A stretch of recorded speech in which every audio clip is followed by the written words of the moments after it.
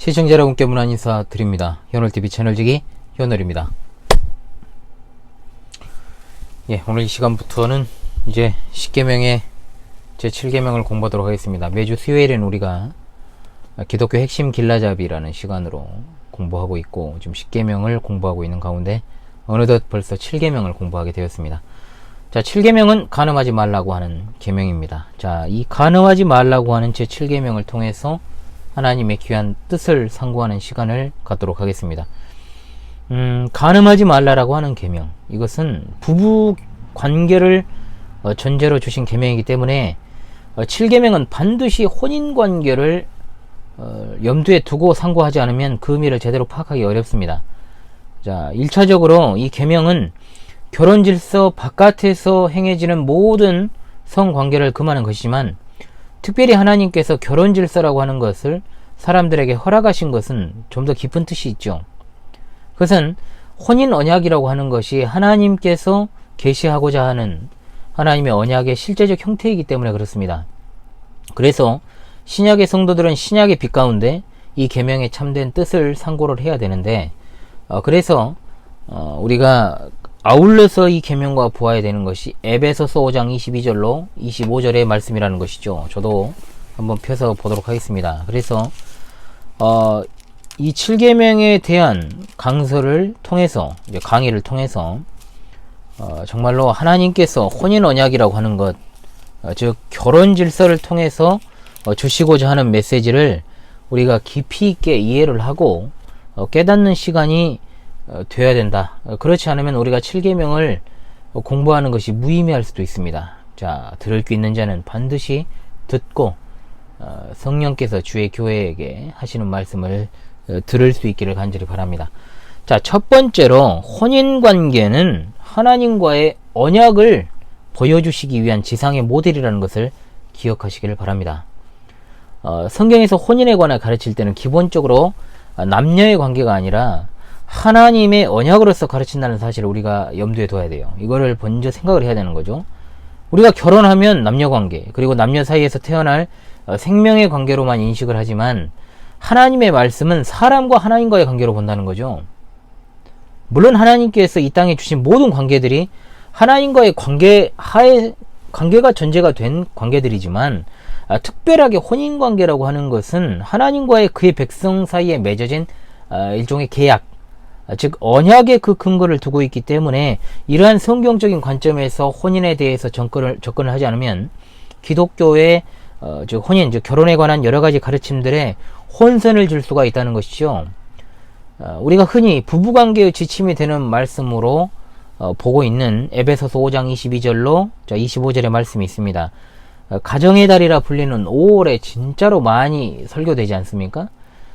그런데 이 말씀이 먼저는 그리스도와 그의 교회의 그 관계를 원형으로 놓고 나서 부부관계를 가르쳐 주시는 말씀입니다. 즉 부부관계를 말씀하면서 그 근거를 어디에 둔다는 것입니까? 바로 그리스도와 그의 교회에서 찾고 있다라고 하는 것이죠. 아내가 남편에게 복종하는 근거는 교회가 그리스도에게 복종하는 것에서 찾고, 남편이 아내를 사랑하는 근거도 그리스도께서 그의 신부인 교회를 사랑하시는 것으로부터 찾는 겁니다. 자, 이런 관계를 전제로 하는 것에 대한 확실한 가르침이 바로 5장 31절로 32절의 말씀이죠. 자, 뭐라고 되어 있습니까? 그러므로 사람이 부모를 떠나 그의 아내와 합하여 그 둘이 한 육체가 될지니 이 비밀이 크도다. 나는 그리스도와 교회에 대하여 말하노라. 그러나 너희도 각각 자기 아내 사랑하기를 자신같이 하고 아내도 자기 남편을 존경하라. 아멘. 자, 그러므로 사람이 부모를 떠나서 그의 아내와 합하여 그 둘이 한 육체가 될지라고 했잖아요. 자, 이 말씀은 바로 창세기 2장 24절에 나오는 아담과 하와에게 하셨던 그 말씀 그대로 인용한 겁니다. 아담과 하와는 부모가 없죠. 자, 아담과 하와를 낳은 사람은 없습니다. 혼인의 원칙을 여기서 주시는데, 그것은 바로 뭐냐? 독립과 연합이라는 것이죠. 부모로부터 독립해서 아내와 연합하여 한 몸이 되는 것이 바로 혼인입니다.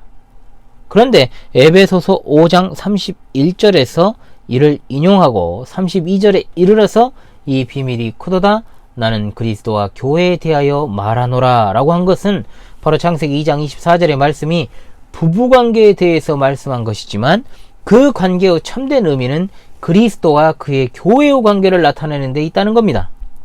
즉 에베소서의 말씀에서의 비밀은 남녀관계의 비밀이 아니라 그리스도와 교회의 신비한 연합에 대한 비밀이라는 것이죠.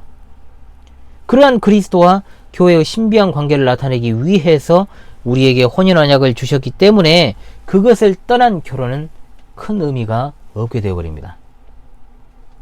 자, 그렇다면 다시금 에덴으로 가서 최초의 혼인을 한번 살펴보죠. 창세기 2장 17절에는 하나님께서 선악을 알게 하는 나무 열매를 먹지 말라, 내가 먹는 날엔 반드시 죽으리라고 하셨습니다. 이 말씀은 그 나무의 열매를 먹지 않으면 영원히 산다는 말씀도 되는 거죠. 그 명령은 영원한 생명에 관한 것이었습니다. 그리고 그 언약을 세우신 다음에 그 언약을 도울 배필을 선물로 주십니다. 자, 돕는 배필이란 말을 잘 이해를 해야 됩니다. 무엇을 도울까요? 뭐 아담의 농사일을 돕겠습니까? 설거지를 돕는 것입니까? 아니면 외로우니까 그 외로움을 달래주는 도움이란 말인가요? 아니죠. 하나님의 언약을 먼저 생각을 해야 됩니다.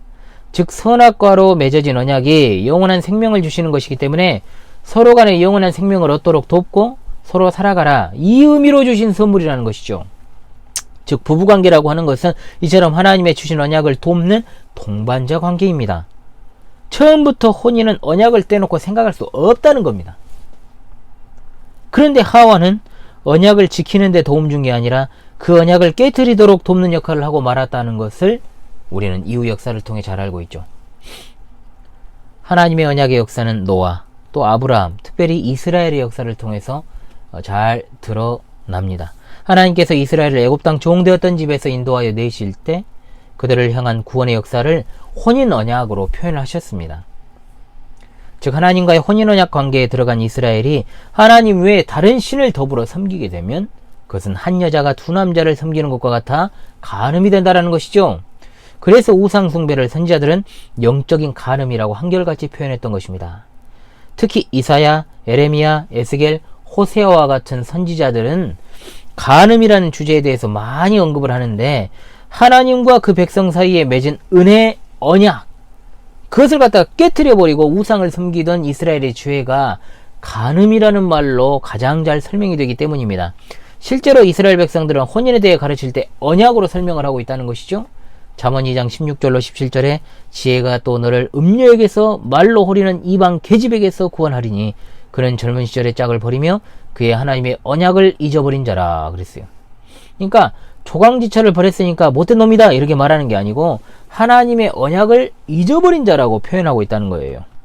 그래서 여러분 기억합시다. 이번 시간 핵심, 혼인관계에서의 핵심 바로 하나님의 언약이다 라는 것을 반드시 기억하시기를 바랍니다. 다음 시간에 계속해서 이 7계명과 관련한 혼인에 대해서 공부를 하도록 하겠습니다. 여러분 이번 시간도 참으로 수고하셨습니다.